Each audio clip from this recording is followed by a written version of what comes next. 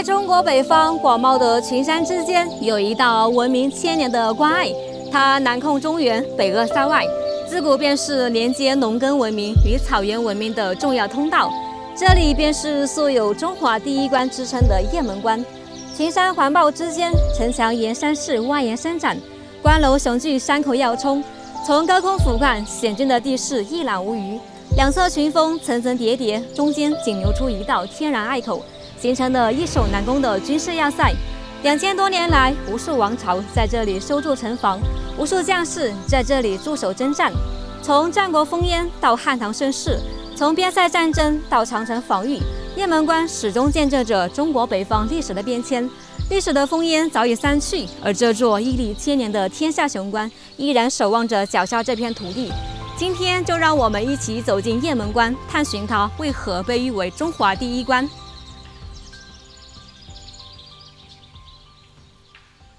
大家好，我是小雪。今天呢，我们来到了山西代县，在我身后呢，就是天下第一要塞雁门关。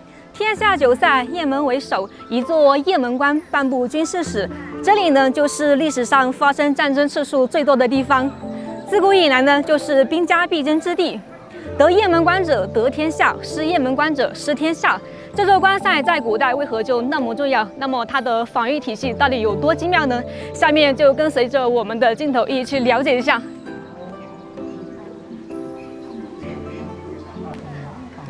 前边呢就是雁门关北口的第一道关卡，也是整座关口最特别的一个地方——明月楼。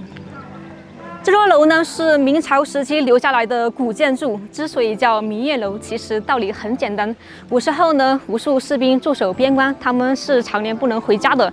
那么他们每当夜深人静的时候，就会站在城楼上看天上的月亮，思念远方的家人。正如李白所写的“举头望明月，低头思故乡”。这是一座哨楼，古时候呢有无数士兵站在上面，瞭望敌情，以防敌人入侵。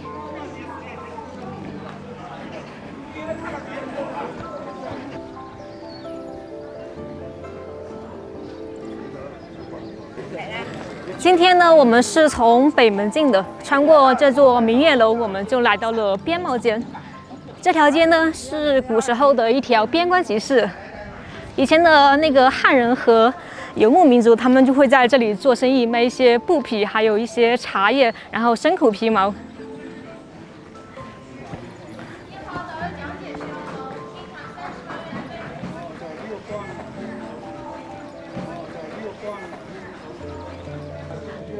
到了现在，这里不是变成景区了吗？还是一条商业街。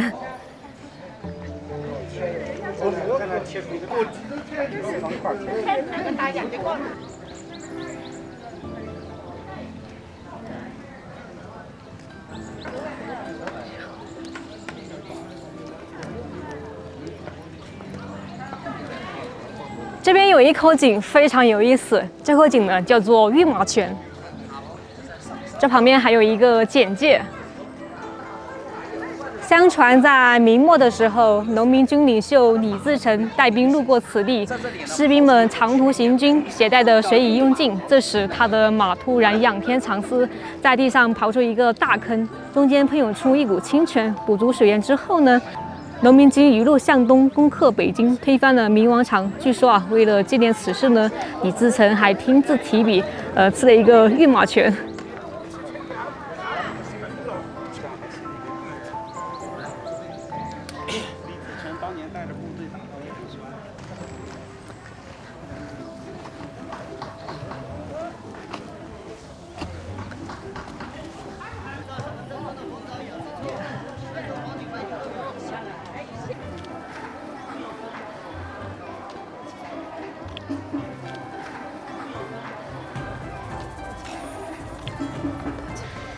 边贸街呢，在明清两代是边关贸易最繁华的一个地方。整条街道呢，它是用青石铺的，所有的建筑房屋都是以青砖砌墙，然后用灰瓦盖了，保留了明清时期边关的建筑风貌。现在的商业街呢，是为了展示边关贸易和销售旅游纪念品的商业街。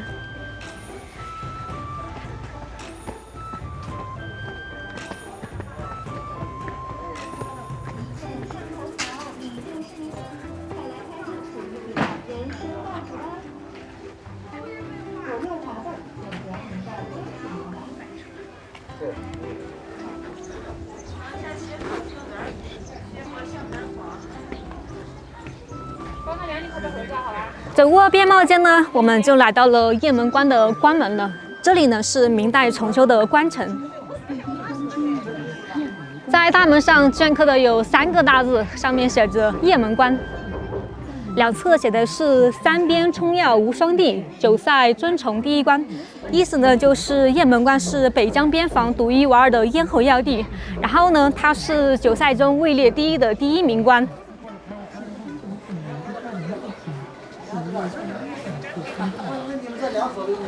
走入这道门呢，我们就进入了瓮城。这是一道陷阱门，大家看这地面非常陡峭。大家知道为什么会这么修吗？我走在这上面都是非常吃力的，所以呢，无论是遇到多么厉害的士兵，还是遇到多么厉害的工程器械，遇到这样的地面就会大幅受阻。如果说敌人要想攻打雁门关的话，那么首先必须攻下这道门。我们来看一下这四周，这四周呢是一圈封闭的高墙，四面八方全是高墙。如果说敌人攻进来的话，那是进退两难。再加上古时候的士兵呢，他们会往城墙上扔石头，然后射箭。里面的敌人那是跑都没地方跑，这就是请君入瓮，瓮中捉鳖，专门坑闯进关内的敌人。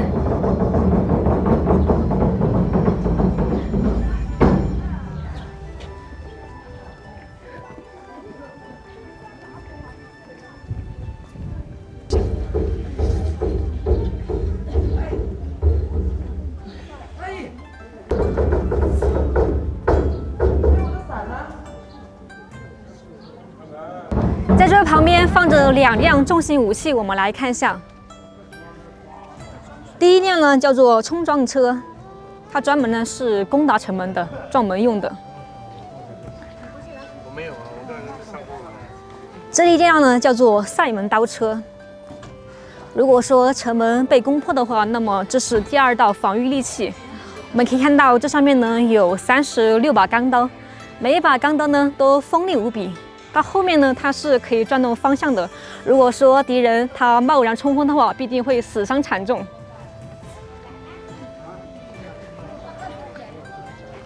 我这个服装啊，不能按照你说的那个样子拍。就算攻破了这座瓮城，其实也没事哈。前面还有一道地利门，可以看到门头上写着“地利”2字。古时候的人们呢，他是从右往左念，“地利”2字呢是武则天所题。虽然说看不清楚了，它这个地呢是一个山、一个水、一个土组成的，代表着武则天对守护江山的一种希望。武则天一生发明了19个字，这个地呢就是其中一个。哇，你们看这地面上全是一道道凹槽印，它是历经千年车轮碾压留下来的。走在上面呢，仿佛能听到历史悠远的回响。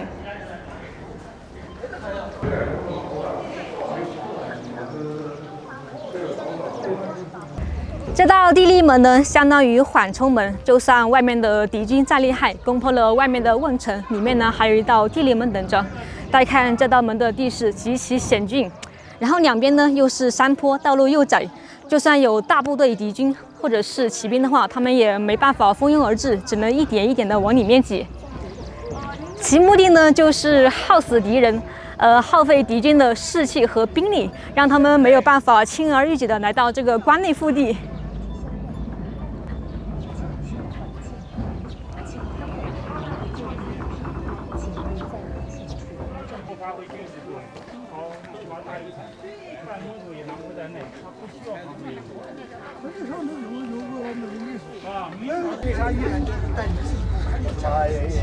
现在呢，我们来到了第3道门天险门，这是最后的保命门，也是雁门关的主门。就算攻破了前面2道门，只要这道天险门还在，那么雁门关就还在。门后面呢，就是关内主干道生活区，直通中原腹地。古时候呢，所有的重兵都集中在这儿把守着。只要守住了这道天险门，那么北方的铁骑永远进不了中原。上去转一圈，来一遍。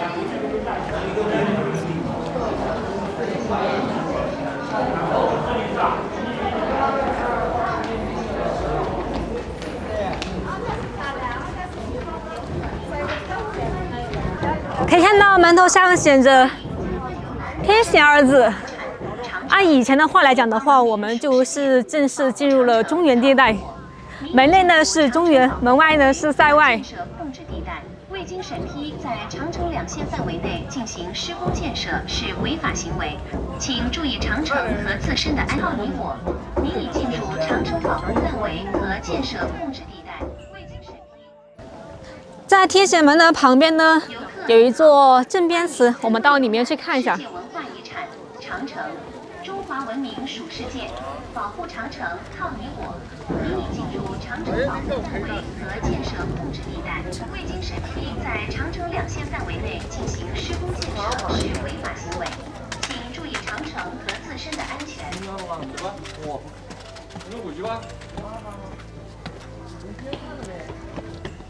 游客您好，欢迎参观游览世界文化遗产长城。这座镇边祠呢是建于1506年，也就是明朝正德元年，是为了纪念战国时期守关大将李牧而建的。这边这座呢叫做晏公堂。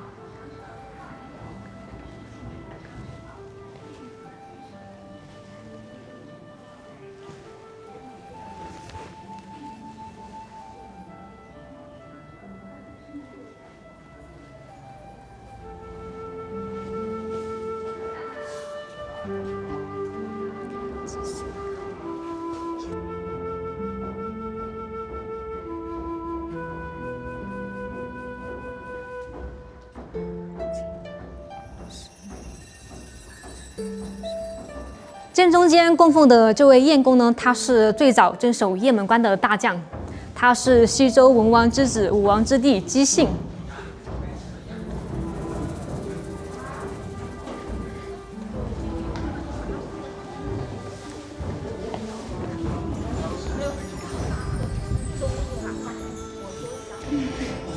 这里呢就是武安堂了，正中间供奉着战国守关第一名将赵国大将李牧。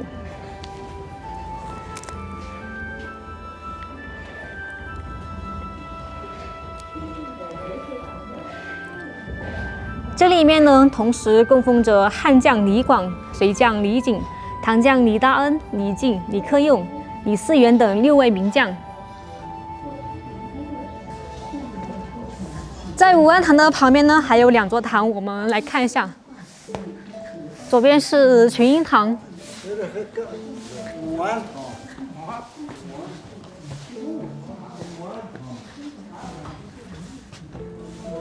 群英堂里面供奉着呢是西汉时期的卫青，还有霍去病；东汉杜茂、西晋刘琨；唐朝薛仁贵、张公瑾、薛万彻；明徐达、杜仲亨、周玉吉、李文忠等历代虽未专职镇守，但却征战雁门关内外的名将11位。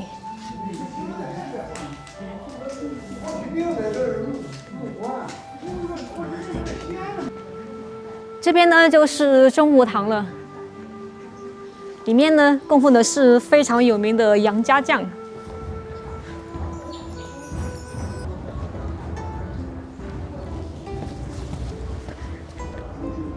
正中间呢供奉的是北宋名将杨业。在祠堂的里面呢，同时供奉的有大郎杨延平、2郎杨延定、3郎杨延光、4郎杨延辉、5郎杨延德、6郎杨延昭、7郎杨延嗣和8郎杨延顺。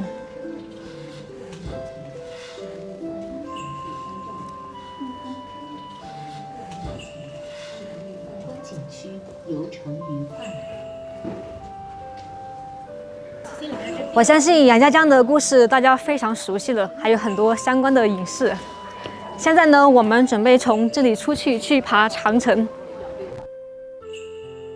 在真正的历史上是比较惨的，老百姓很爱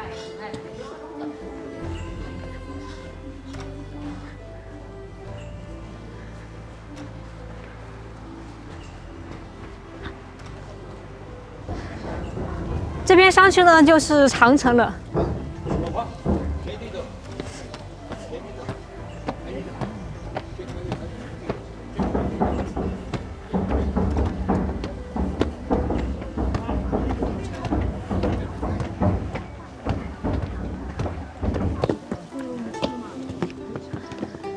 这上面的视野好开阔呀！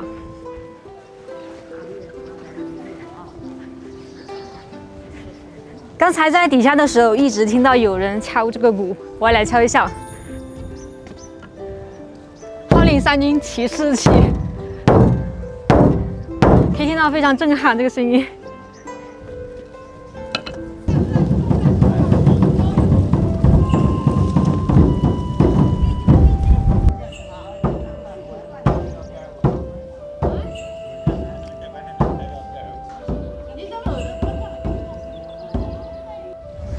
在这上方呢，有一座楼，这座楼叫做雁楼，它是位于天显门的上方，里面放着一些文物。雁楼呢，建于明代。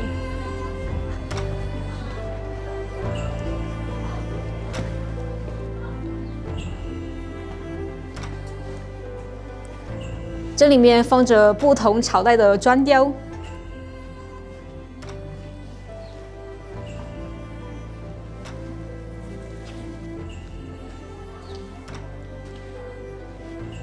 这边也是不同朝代的木雕，可以看到古代的他们工匠的那种雕刻，它是非常精湛的。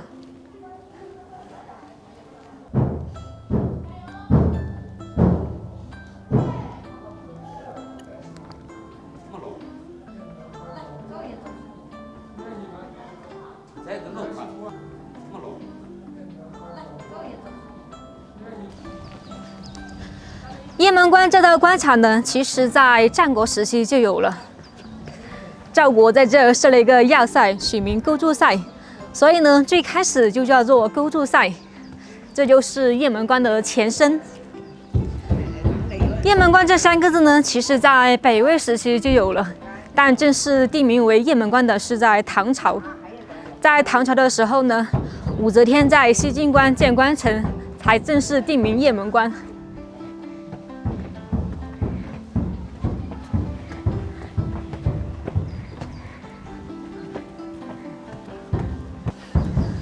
现在我们沿着长城到上方最上方去看一下，看看它这个地势到底有多绝。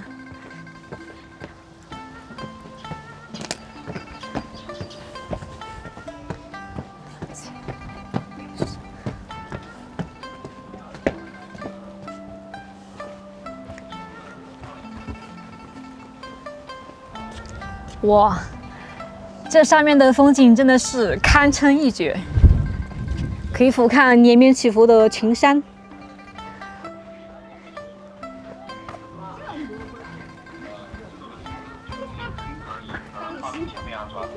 们一个出去玩去了是吧？山西月不这样。我给他拍张照片。啊，刚到了。嗯，几点？谁说几点？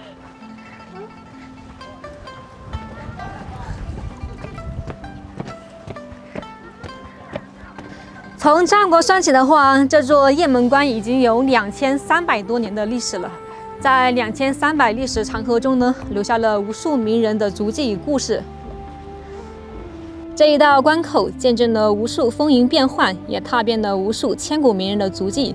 早在战国时期，赵国名将李牧常年驻守雁门关，他带兵严明，战术精妙，就在这道关前一举打垮10几万匈奴大军，死死守住了中原的北大门。到了秦朝，秦始皇派大将蒙恬率领30万大军从雁门关出征北击匈奴，成功收复河套大片土地，把边疆疆域彻底稳固。后来汉高祖刘邦也曾亲自带兵翻越雁门关，北上征讨匈奴。汉朝最让人动容的还有王昭君，他告别故土，走出雁门关，远赴塞外和亲，用自己一生的漂泊，换来了汉匈两国几十年的和平安稳，让边境百姓免于战火。而汉代抗击匈奴的巅峰，离不开2大战神卫青和霍去病。阿人多次从雁门关挥师北上，长途奔袭，横扫漠北，打得匈奴远遁千里，彻底打出了大汉王朝的底气与尊严。还有大名鼎鼎的飞将军李广，一生驻守边关，无数次从雁门关出兵迎战匈奴，戍守边疆，保一方安宁。时光来到了唐朝，名将李靖率军出雁门关，千里奔袭，一战灭突厥，威震塞外。到了北宋，更是家喻户晓的杨家将，一门忠烈，世代驻守雁门关，祖孙几代人浴血沙场，誓死为国，留下了代代相传的千古忠名。一座雁门关，半部华夏边塞史，2300多年风雨，他见过狼烟四起，也见过山河太平。所有守家卫国的英雄都曾踏过这片土地，守护过我们的万里河山，这就是中华第一关雁门关。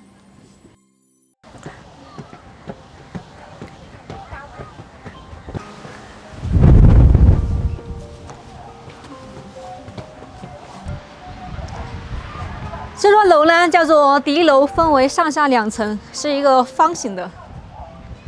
如果说有敌方入侵的话，那么上面的士兵就会放出信号，第一时间进行防御。上方还有一个口子可以射箭。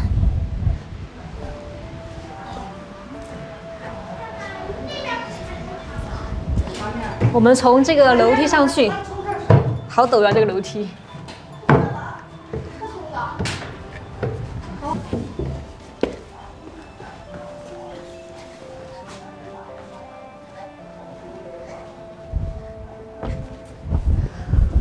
哇塞，这上面风好大呀！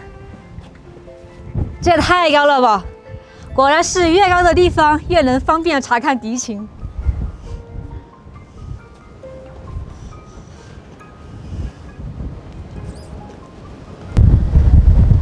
我的天哪，帽子都吹飞了！